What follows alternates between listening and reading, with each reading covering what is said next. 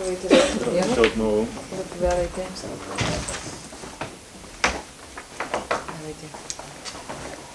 Доктор Генов, да ви помолим, комисията взе решение да се подпишете на първа и 17 страница от вашата програма.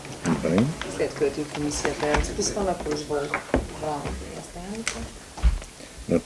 На това е първа страница. Която прецените, че е първа.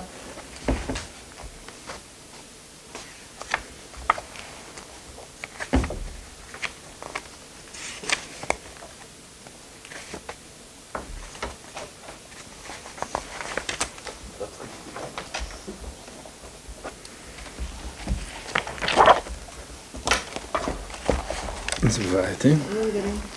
Заповядайте, доктор. Така, аз първо искам да се представя за тези, които не ме познават. Завършил съм през 1991 година медицина. След това съм работил хирургия в Военно-медицинска академия в София, във Варна и в Шумен. Бил съм и регионален менеджер на фармацевтични фирми, Балкан Фарма, Санофия, да не казвам имена.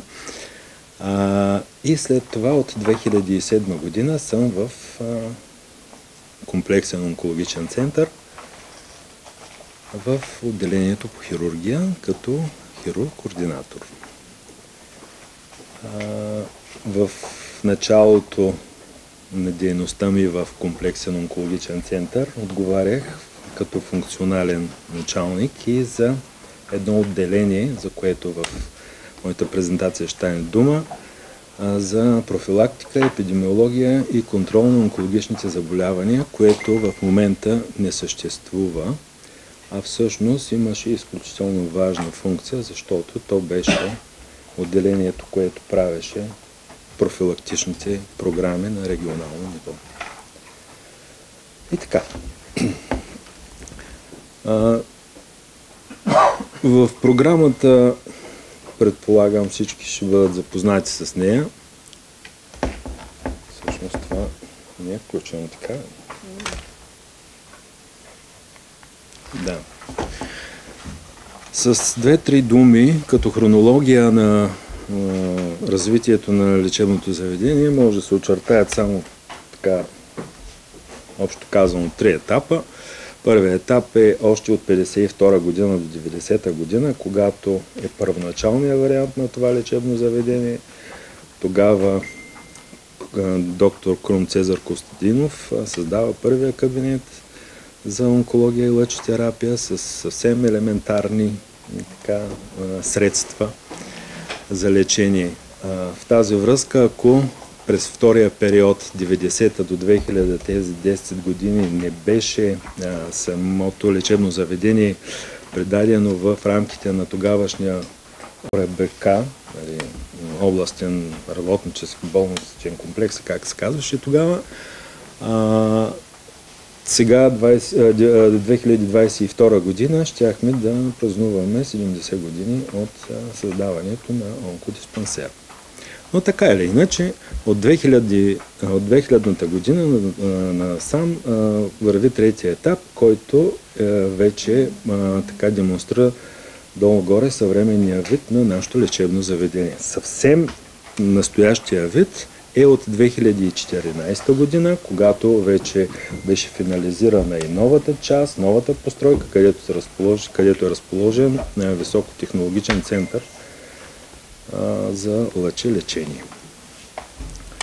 В това мото, което е традиционно от много отдавна, ще поведем заедно болестта и ще върнем радостта в живота. В това е въплътена цялата философия и начина на работа и стремеж на всички колеги от комплексния онкологичен център. Сега тук съм показал съвсем схематично, че в крайна сметка успешното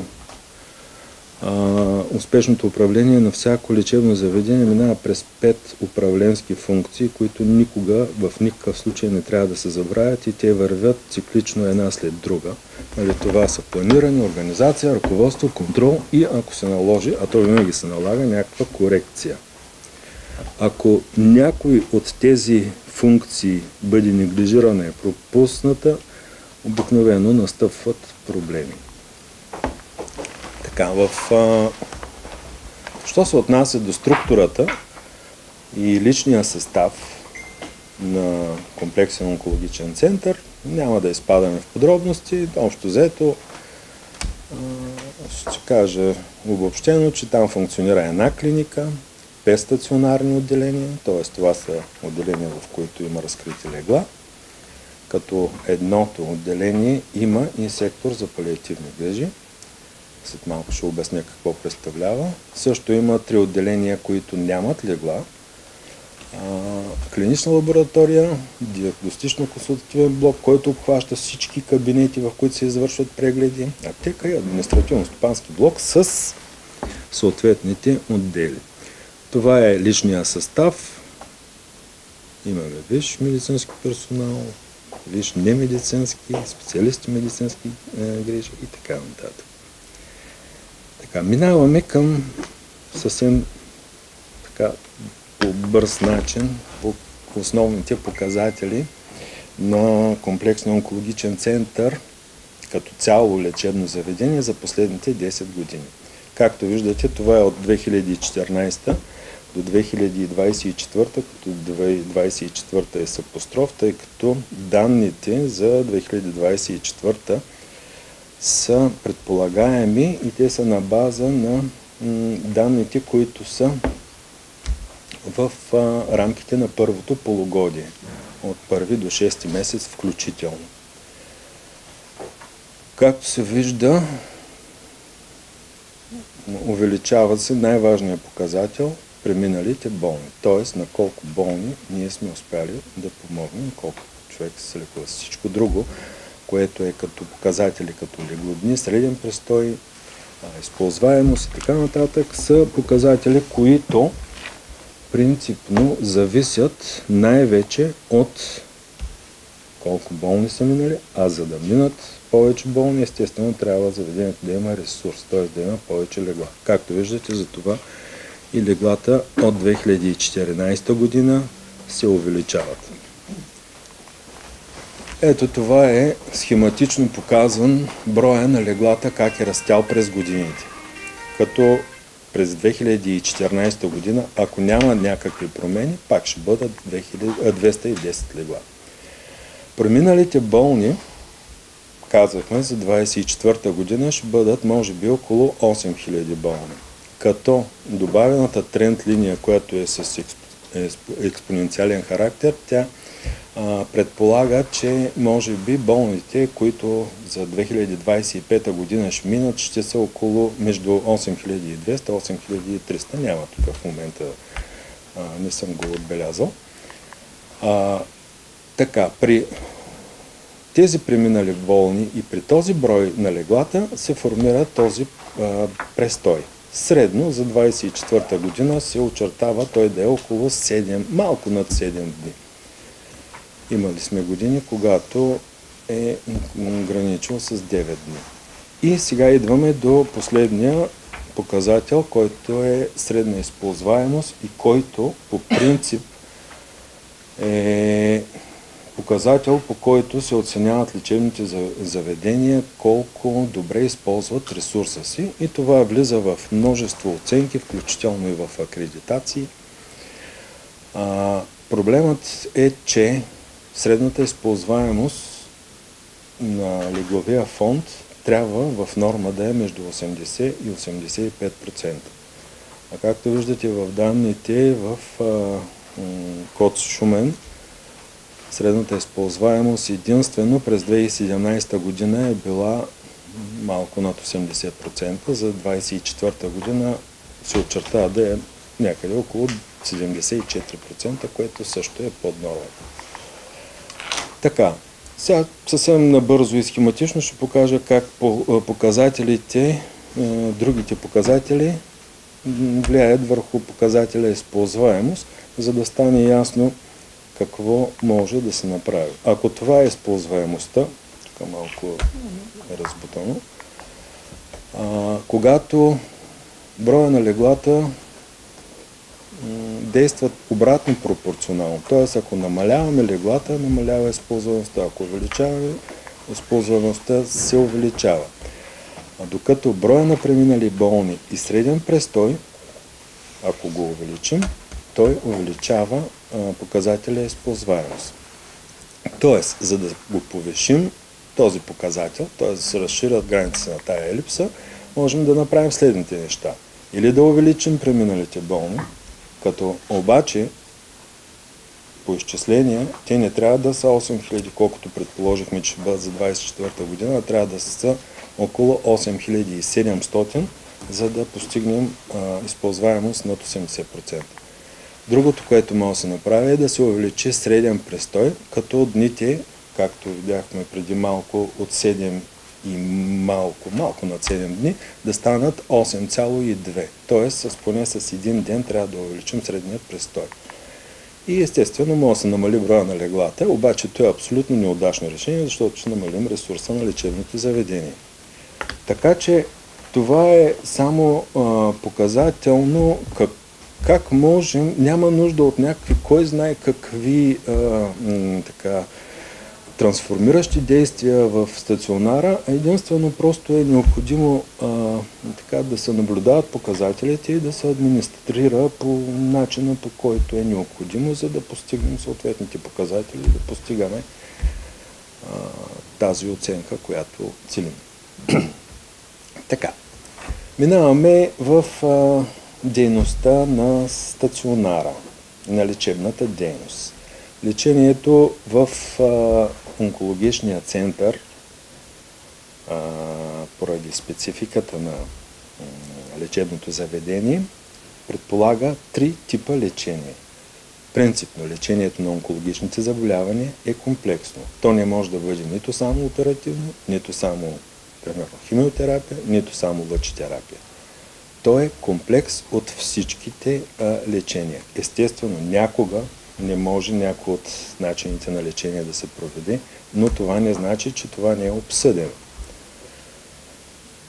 Така и според спецификата на дейността, с която се занимава, имаме 3 типа лечения: химиотерапия, лъчетерапия, оперативно лечение и палиативни грижи. Сега, палиативни грижи, това е едно отделение, сектор към едно отделение, което ние оказваме като помощ на вече много напреднали случаи, където след множество обсъждания в комисии сме преценили, че тези пациенти вече няма нито как да ги повлияем лечебно, терапевтично, т.е. да подобрим положението на заболяването, нито по някакъв друг начин да въздействаме, освен ако им направим симптоматично лечение. Т.е. да обезболим, ако имат болки, ако имат някаква друга симптоматика, да я коригираме и изобщо да направим така, че те да се чувстват по-добре тъжно е да се каже, но примерно в последните дни на живота. Това е същността на палиативни грижи. Всеки един комплексен онкологичен център, който е регистриран по този начин, е задължен да има такова подразделение. Дали ще е сектор, дали ще е отделение, няма значение. Това е графично представен как изглежда обема на всеки един тип от леченията. Както виждате, в далечината и с най-високи стълбчета, това са химиотерапия. Като казвам химиотерапия, имам предвид новото име на специалността се нарича медицинска онкология. Защото от 2007 година насам в химиотерапията набор за лечение не е само противотуморни антибиотици, ами се включват хормонални лекарства, таргетна терапия, моноклонални антитела и множество още други начини на медикаментозно повлияване на това заболяване. И затова новото име на химиотерапията е медицинска онкология. Но на нас ни е по-лесно да го пишем като химиотерапия, затова занапред така ще бъде в презентацията. Така, както виждате, бележи абсолютен рекорд и връх с 2774 терапии, направени през 2023 година. И това е поради факта, че през в края на 21 или началото на 22, не знам кога беше, имаше една реорганизация, която е заслуга на началника на отделението по химиотерапия, който преорганизира работата, създаде възможност за амбулаторна химиотерапия и по този начин увеличиха оборота на преминалите пациенти с химиотерапия с доста. Лъчетерапията, както виждате, от 2019-2020 година започва все повече да работи, докато през 2022 година, когато вече се пусна и новия линейен ускорител, нещата са още по-добре.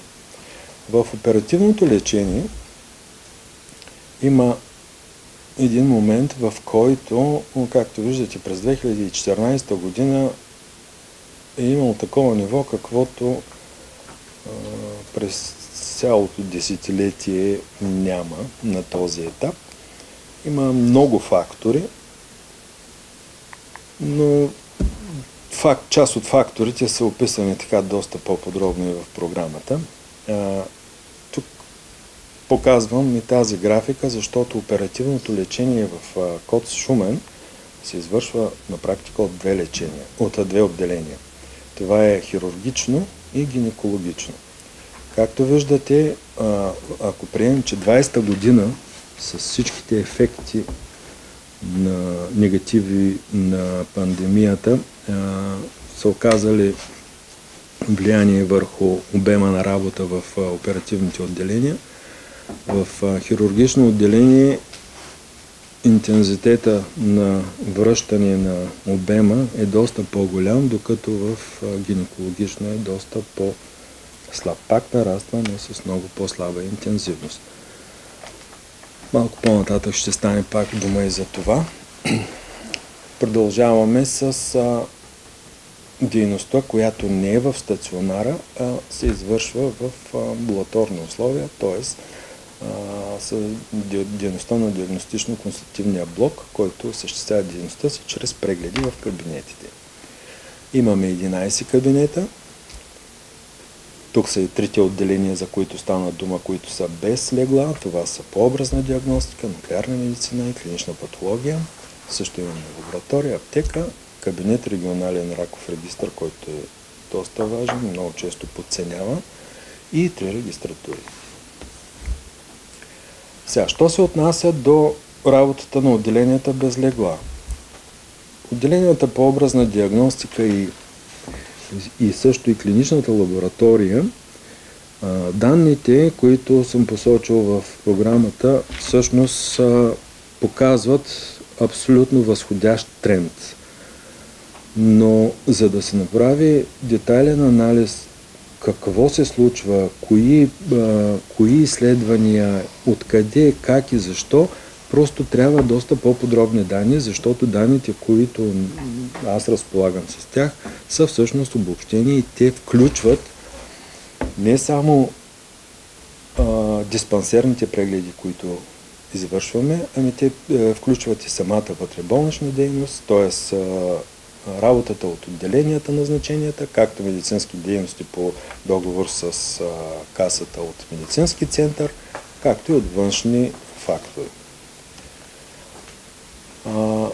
Тук мога да обърна внимание на отделение по нуклеарна медицина с метаболитна терапия. Това е едно уникално на практика отделение, което е на територията на Шумен. Става дума за изследвания, уточнявам, защото има хора, които не са в системата на здравеопазването. Изследвания, които се приема в организма изотоп, който се натрупа в съответно патологични структури. и по този начин се съди за активността на някои процеси. В това отделение по принцип се правят 2 амбулаторни процедури, като се правят 5 вида изследвания. Това е щитовидна жлеза, най-разпространеното, на кости, бъбреци, бял дроб и отскоро и сентинелни лимфни възли. Това е едно нещо, което също трябва да обясня. При заболяването рак на гърдата, новия начин е, когато се инжектира близо до туморното огнище радиоизотоп, след известно време, зависи от изотопа, дали след 1 час, след 2 часа, с такъв брояч радиоизотопен, който детектира абсолютното наличие на радиоизотоп, се маркира върху кожата и след това се изваждат там 1, 2 или 3 възела.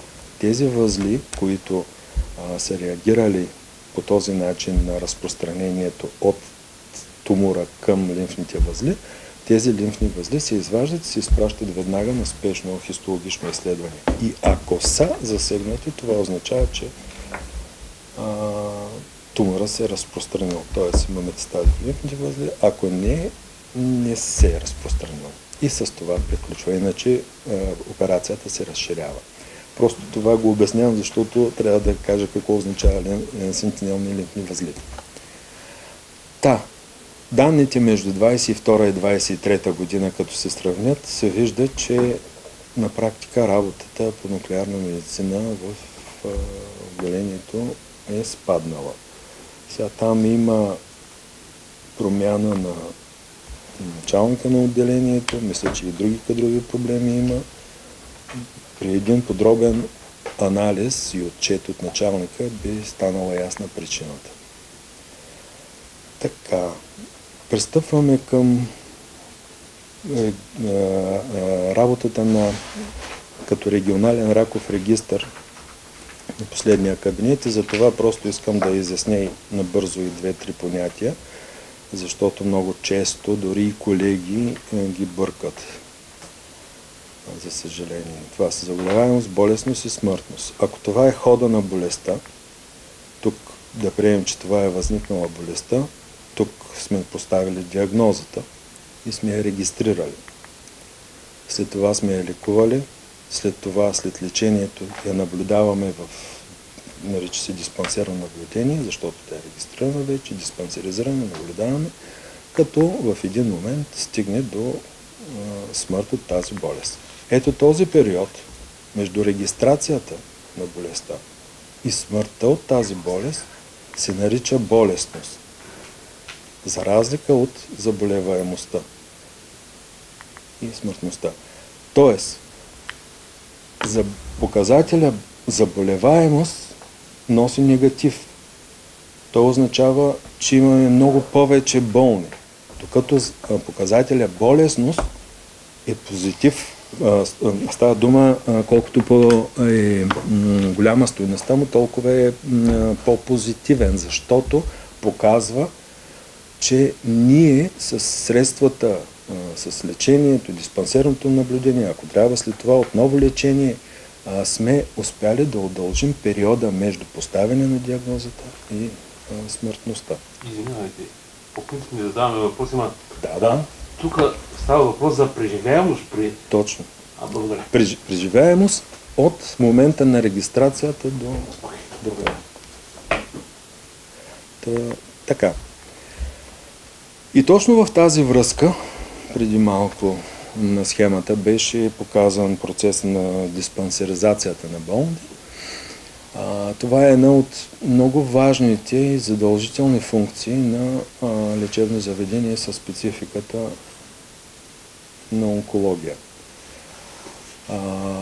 Това са така наречените диспансерни прегледи. През 2012 година беше създадена от Касата процедура, която е амбулаторна процедура номер 7. Така или иначе, до тогава финансирането заради тези прегледи беше на съвсем друг принцип. Тя беше и пролежаването в лъчетерапия, и в химиотерапия, там на преминали болни просто и бяха директно от Министерството на здравеопазването. Докато сега всички процеси минават през Националната здравноосигурителна каса. И за това те си направиха стандарти, какво трябва да включва всеки един преглед, който е по амбулаторна процедура номер 7. За съжаление обаче, както виждате на графиката, през 2023 година в КОЦ Шумен са направени под 6000 диспансерни прегледа.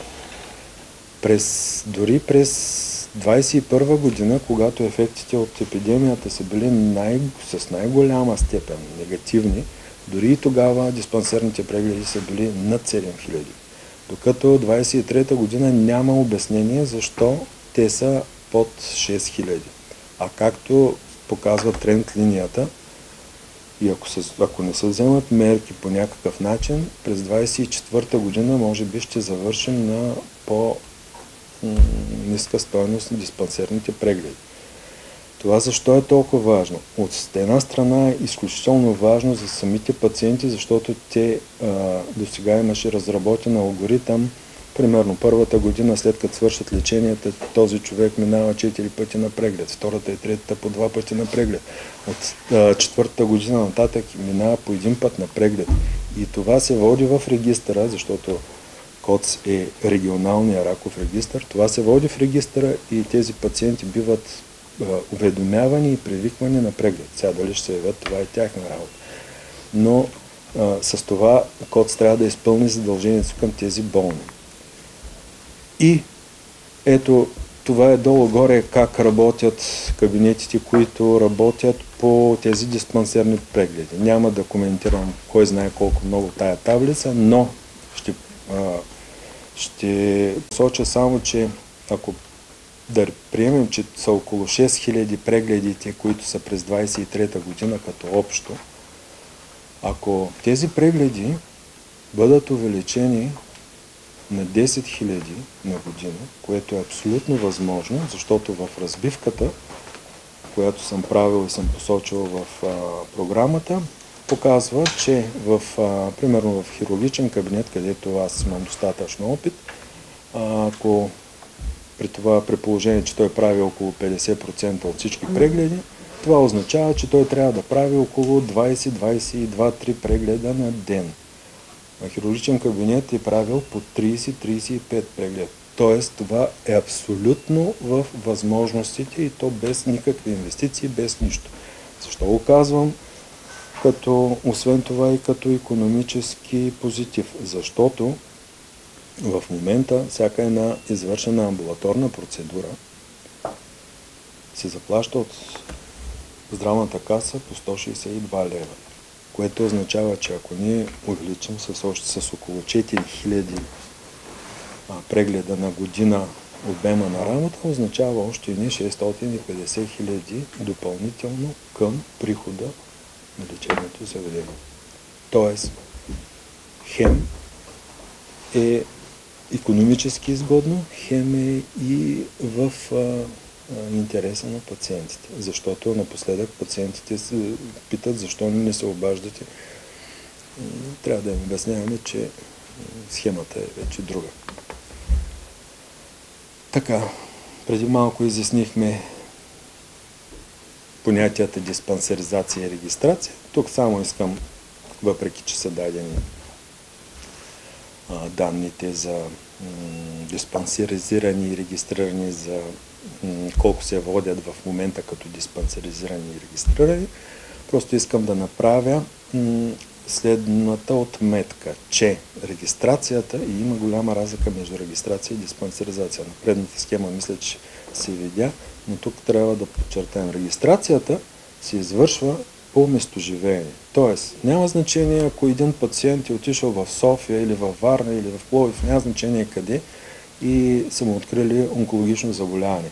Той, като се подаде информацията към Националния раков регистър, той остава регистриран към Шумен. Тоест, заболеваемостта се приписва на Шумен. Затова данните обикновено се бавят с около 2 години. Тоест, ние сега можем да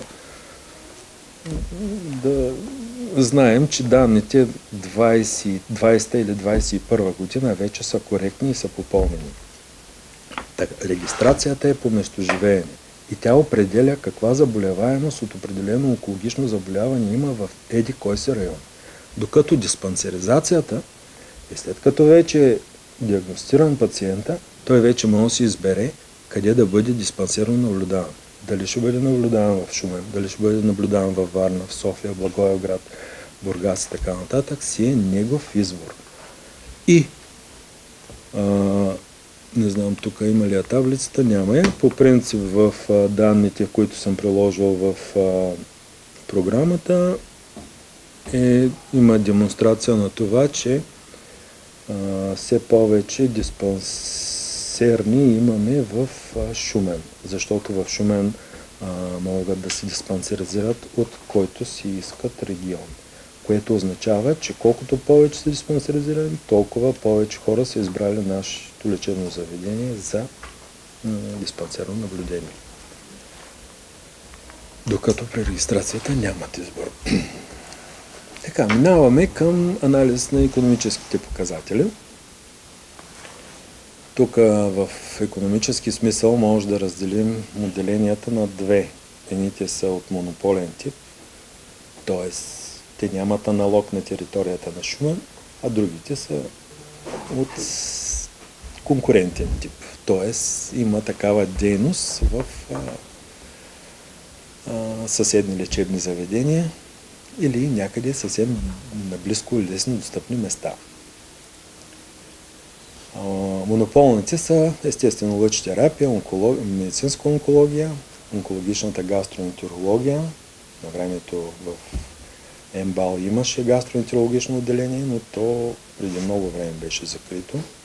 И както преди малко споменахме, и отделението по нуклеарна медицина. Всички други отделения имат конкурентни аналози.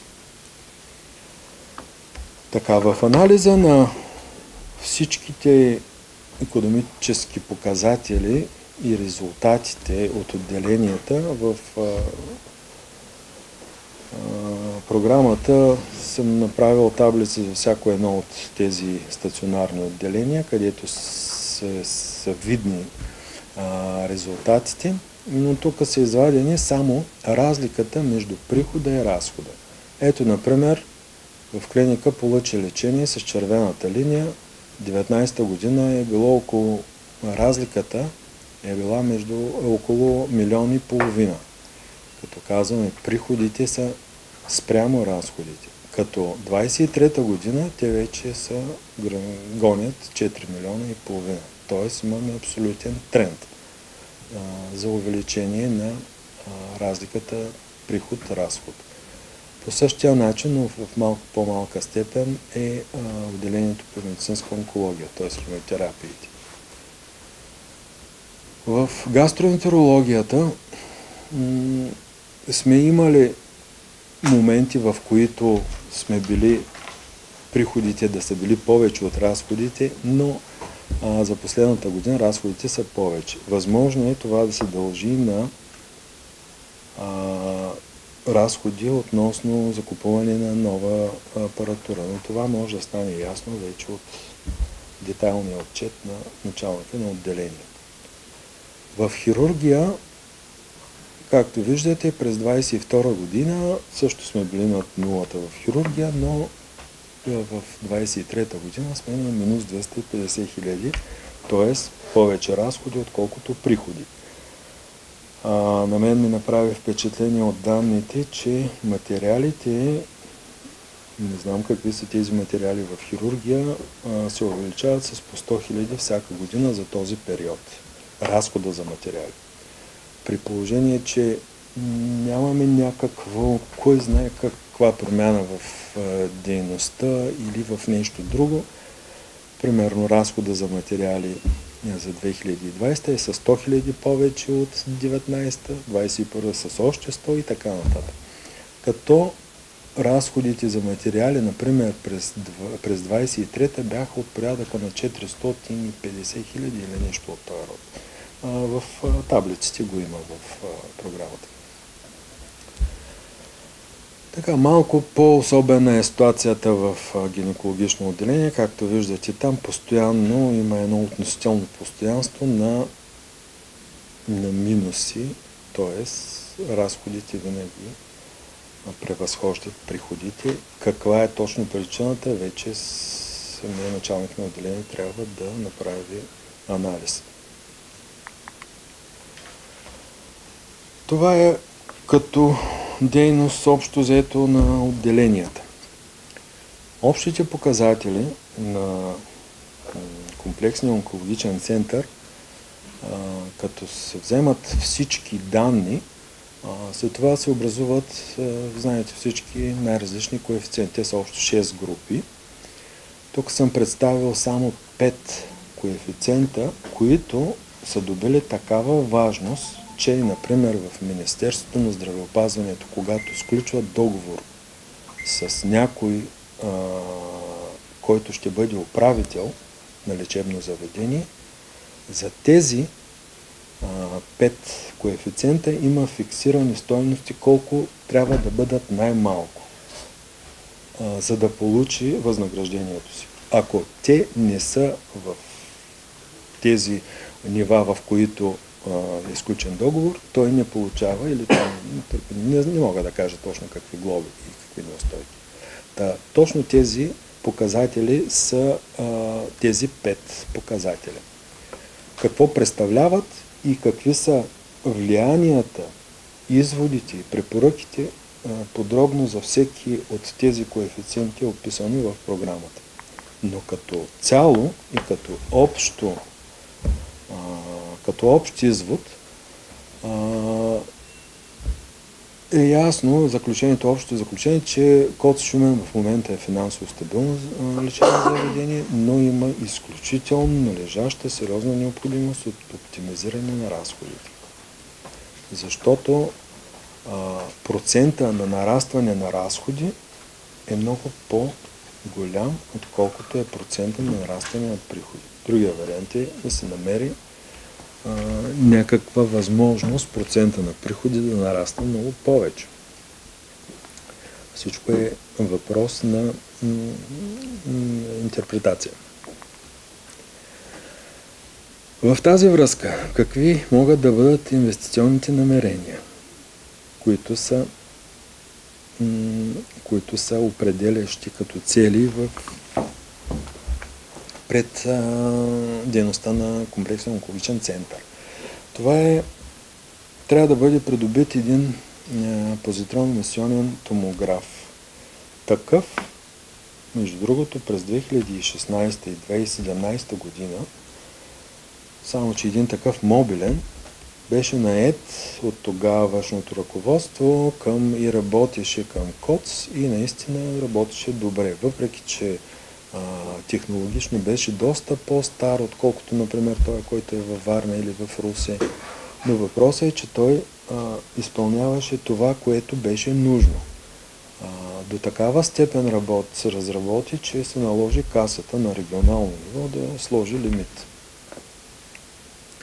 Така или иначе, в момента позитронно-емисионната томография е подобие на, както обясних преди малко за нуклеарната медицина, само че тук изотопа се натрупва точно в места, които могат да кажа с микроскопични размери, където основната обмяна на тъканите е повишена, което е характерно точно за метастатичния процес. Тоест, ние можем да хванем метастатичен процес много по-рано, отколкото в каквото и да е друго висококонтрастно изследване, дори и с ядрено-магнитен резонанс, не може да бъде толкова функционален, колкото това. А освен това, новият линейен ускорител, който работи с една модулирана технология, се нуждае от изключително точно топографско определение на тумора, който ще бъде облъчен, за да не се поразяват околните тъкани. Така че придобиването на PET скенер е почти задължително за следващ период. Естествено, обновление на линейните ускорители, двата по-стари линейни ускорителя, които може би следващата година приключват, така да се каже, жизнения си цикъл, но те могат да бъдат обновени, както и софтуер, така и хардуерно, и да продължат да работят. Но това е доста сериозен разход. Откъде могат да се вземат средства? Тази година, в края на годината, може би ще бъде пуснат. Това е на сайта аз съм го посочил откъде е информацията. На сайта на Министерството на здравеопазването има грантова схема, която ще бъде за 25 милиона лева, която включва иновативни решения в здравния сектор, а PET скенера е точно такова нещо. Също другата програма е for Health, която е част от една много голяма европейска програма, за която може да се кандидатства и да се финансират проекти за минимизация на здравеопазването. Мисля, че прочетох наскоро, че професор Росен Карадимов е бил тук и е представил от страна на Българска банка за развитие разни програми. Една от тези инициативи е мостовото финансиране за проекти, когато, например, лечебното заведение е кандидатствало за нещо, докато чака по грантова схема, докато чака да му се преведат парите, банката може да му осигури тези средства. А и последния вариант е директно финансиране на такива специализирани посоки. Така, каква е приложимостта на програмата? Освен тези големи проекти, за които стана дума, в програмата са описани и целите, и посоката на всички действия, които трябва да работи КОЦ Шумен. Това са и технологични обявления, постоянно касаещи активности спрямо човешките ресурси, как трябва да се привлича, какви са възможностите да се привлече персонал, здравен персонал, защото от рисковите, които съм описал в програмата, според мен най-важният риск е, че може в един момент да се окажем без здравни кадри. Така че тогава каквито и технически средства да имаме, те ще са безмислени. От всички неща, които са принципни и са, както се казва, стратегически цели и така нататък, според мен е най-важно какво може да се направи в най-кратък срок и то в най-близко време. Ако започне да се управлява заведението по нов начин. Това е фокуса към диспансерните прегледи, за което говорих, което не е абсолютно никакъв проблем. Профилактичните прегледи. Възобновяване на дейността на отделението за профилактика и епидемиология на онкологичните заболявания, като това е едно отделение, което освен профилактичните прегледи, всъщност след малко ще кажа за него, за другата дейност, която развива. Така, другото, което може да се направи, диагностичен анализ с така наречените 12 диагностични карти, който също съм разгледал в приложението, и един анализ по това съкращение FMEA означава режим на грешки и анализ на ефектите от тях. Това е изключително ценен метод, който също ще по един-два слайда има за всеки един от методите, за да мога да ги обясня по-добре. И също и може да се направят активности относно някои видове палиативни грижи, които могат да се осъществяват по домовете.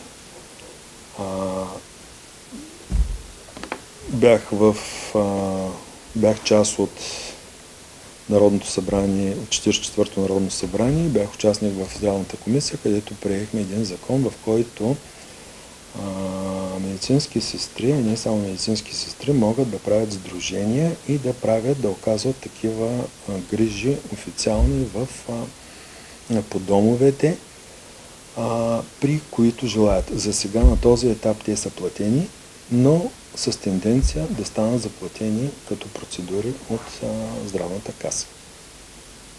Така че това също може да влезе в съображение. Така, преди малко за отделението, за което тръгнах да говоря, отделение за профилактика и епидемиология. Профилактичните прегледи правихме тогава прегледи, защото, както споменах, бях функционален началник, за рак на млечна жлеза и рак на маточната шийка. Две от най-разпространените заболявания в региона. А и не само в региона, в България. Като средно, сега говоря по данни, които си ги спомням, на около 3000, между 3000 и 3500 прегледа се откриваха между 40 и 50 злокачествени новообразования, като почти всички бяха в първи стадии, което на всички е ясно, че лечението е 100%. Докато ако няма профилактика и ако няма такива профилактични прегледи, пациентите някакси отлагат, докато дойдат на преглед и идват в напреднали от трети и четвърти стадии. В ОПКОС също се правеше един лимфен дренаж. Това е един апарат, в който като кръчоли, като ръкави се обуват. Представете си едни маншони като на кръвно налягани апаратите, само че не огромни такива. И по този начин постепенно те пресират с налягане, въздушно налягане и затова се нарича и пресотерапия и по този начин отбременяват лимфния отток. Това е абсолютно незаменимо за пациентки, особено пациентки, които са с рак на женските полови органи, където имат застой лимфен на долни крайници или пък рак на гърдата, където има оточност на ръката и просто за тях е незаменима тази грижа. Такъв лимфомат се нарича апарата. Той работеше, сега в момента би трябвало да е там, в мястото, където беше разкрит ОПКОС, но какво се е случило с него, аз нямам информация. В крайна сметка, поради липса на финансиране, ОПКОС беше закрит.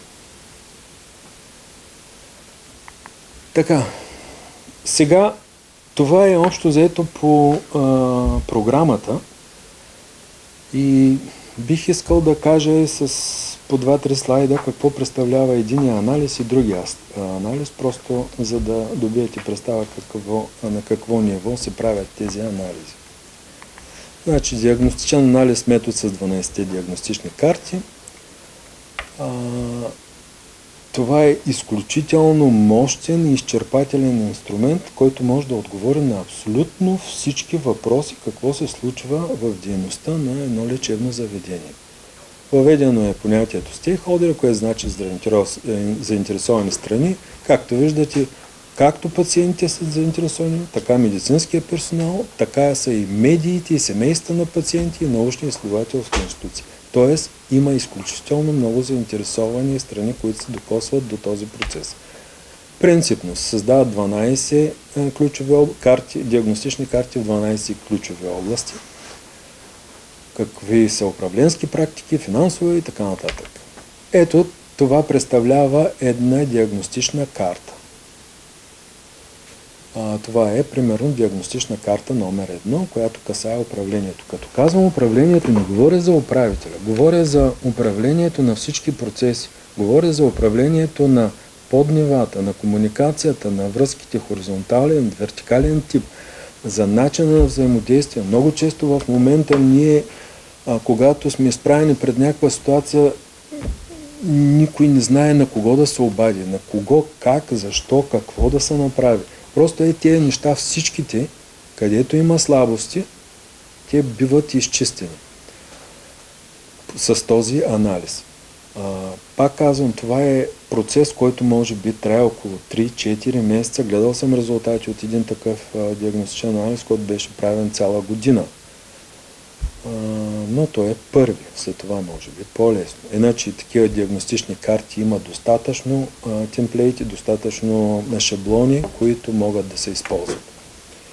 Така са възможни годишен, стратегически, частичен, проблемно ориентиран, когато имаме само за определен проблем да изследваме. Така че е изключително ценно средство.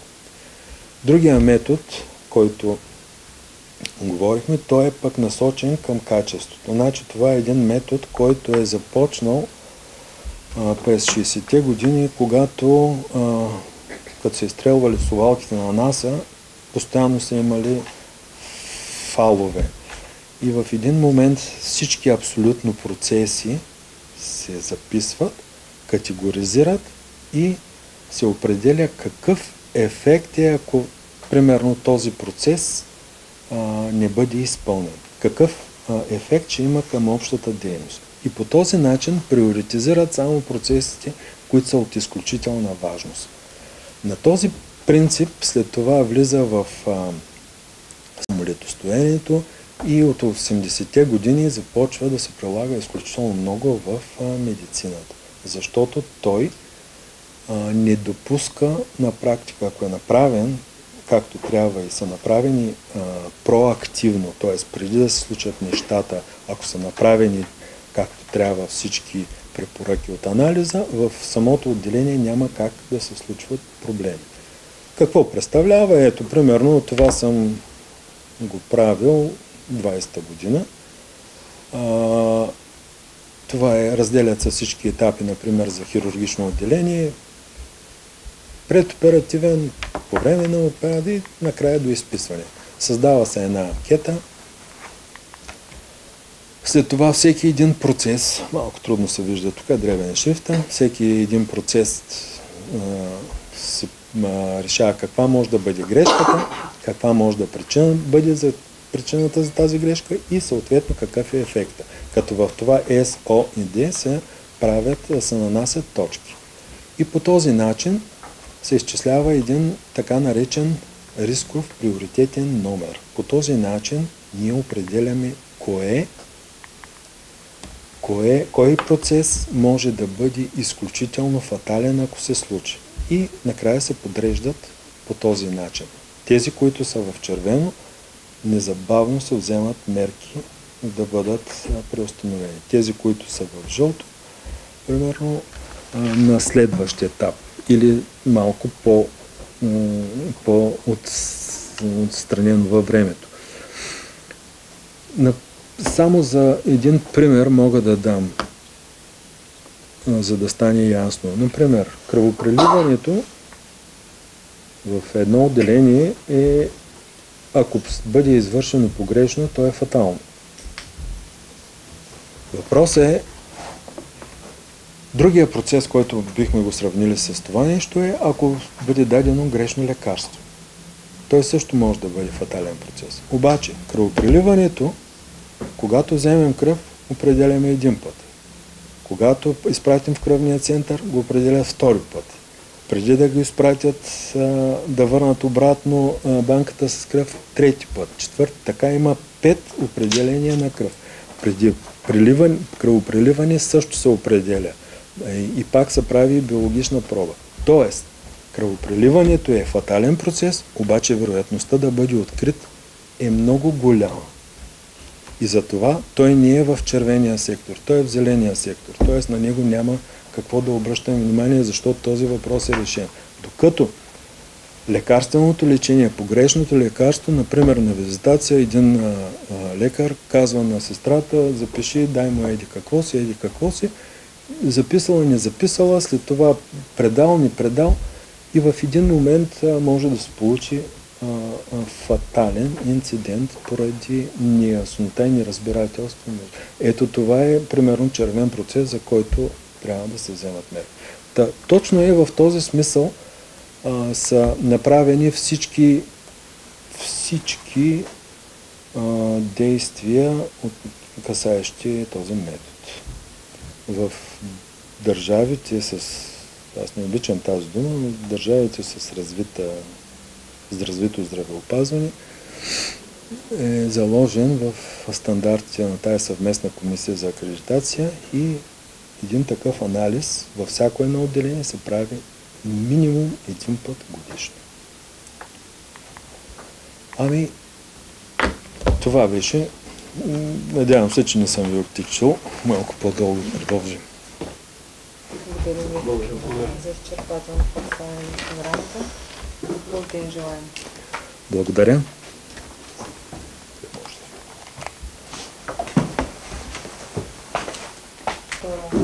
За 234-та, при 10-метрова, можете да се запознавате с тях в рамките на работното време, всеки работен ден на община Шумен, до 5 август, включително.